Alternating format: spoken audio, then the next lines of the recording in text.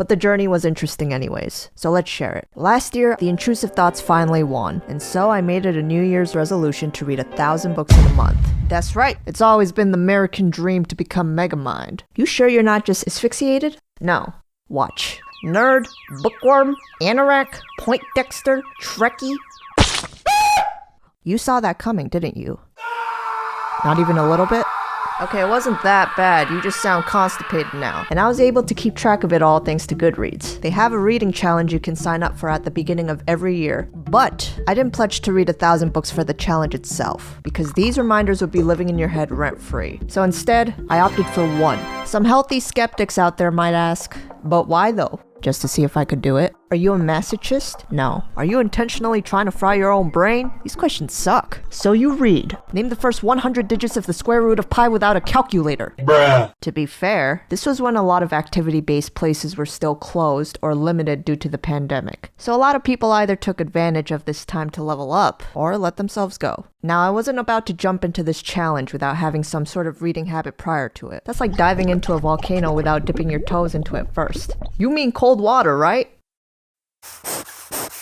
You mean cold water, right? But like many peeps, I've been reading from elementary school days when teachers used to color code books to instill the concept of comparison games into children for the first time, which made this more doable. But why stop there, right? Just look at the endless benefits to it. It's like green tea, which apparently is the cure for everything. Thanks to this pastime, it was the only thing keeping me from doing something out of pocket, like starting a cult out of boredom, or becoming this guy. And in the recent years, it's become more like crack. So, to reach this goal, the plan was to read 33 books per day, which meant having no life for the next month or so.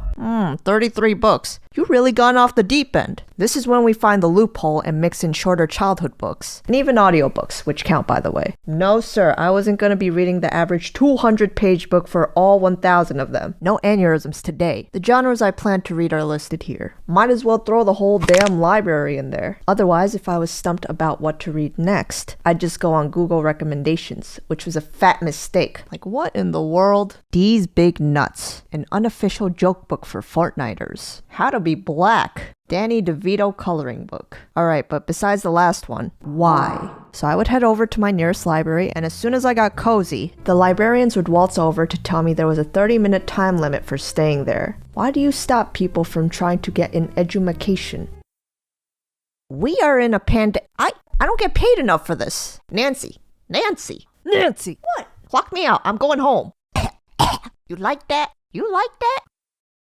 I'm obviously kidding, the lady was nice. But eventually I lost track of time and got booted. Surprisingly, Barnes & Noble's was still open, so it became my holy grail and mecca. It just had that wider selection I was looking for. And on other days, I'd remember the old dusty bookshelves I had at home, so I'd end up spending the day reading those too. I'd listen to audiobooks while I was drawing, exercising, driving, programming, shopping, and sleeping. Hey, wait a minute. Gotcha.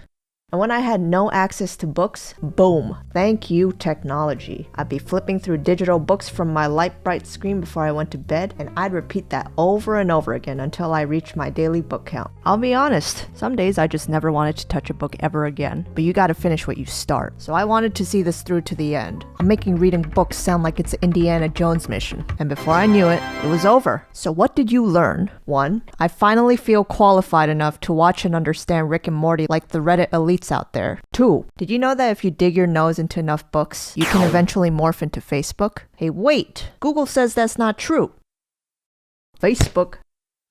It's more concerning you had to Google that. And 3, I'm a certified overthinker now. I babble on like a tinfoil hat conspiracy nut nowadays. But in all seriousness, not much has changed since before, but I also unintentionally developed the speed reading skill by the end of it all. I'm telling you, smoke coming out of the pages. Was I actually able to grab the context of what I was reading instead of just speeding through the words? Surprisingly, yes. Would you attempt this challenge again? No, but I am on the road to 10K. Here's a list of some of the books that gets a chef's smooch in case you guys want to check them out too. I'ma sound like a pyramid schemer right now, but books are an underrated weapon. If you are into brain deflation, this challenge is for you. There's many concepts and ideas that can't be fully explained in depth through a single Reddit post, video summary, or article alone. They're all the author's life experiences carefully condensed into one piece of text. That's not to say some authors purposely make books 500 pages while saying the same thing over and over again, like a kid trying to reach a word count on the essay. But they say that if you read 10 books, you live to experience another 10 lives. Now tell me that's not a fire quote. That's nerdy, not fire. Facebook. So if you made it to the end, I have a challenge for you guys. If you got a good eye, you might have spotted these yellow stickers on the back of some of the books I referenced in this video. If you can name all 15 of them, both the authors and the titles, not the parody names, send an email at